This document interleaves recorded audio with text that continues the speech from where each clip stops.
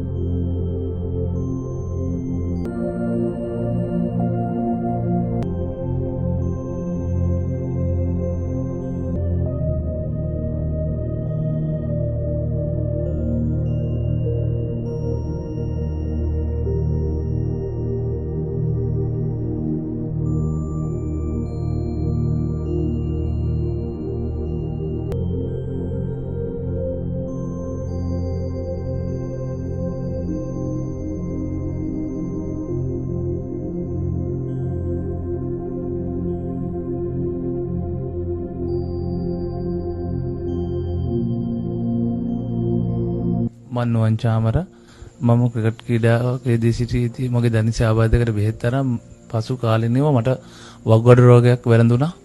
ඊට පස්සේ මට කොලම්බෝ ටෙලිවිෂන් මැච් එකකින් සුජි අයියාගේ මෑනියෝ මට උදව් කරා. මෑනියෝ ඇවිත් මට මුල් කාලේදී කියලා ගියා ලක්ෂ 10ක් දෙන්න වාගේ ඔපරේෂන් එකට කියලා. ඊට පස්සේ ඒ වගේම අද දවසේ ඇවිත් මට ඒ දේ ප්‍රදානය කරා. ඒ වගේම ඉන් පස්සෙත් මම පරිස්සම් වෙන්න ඕනේ මාස 6ක විතර කාලයක්. ඒකටත් මුදලක් වැය වෙනවා. ඉතින් මේ හැම එකටම උදව් කරන්නේ කොලම්බෝ ටෙලිවිෂන් උතුම් සත්කාරයකින්.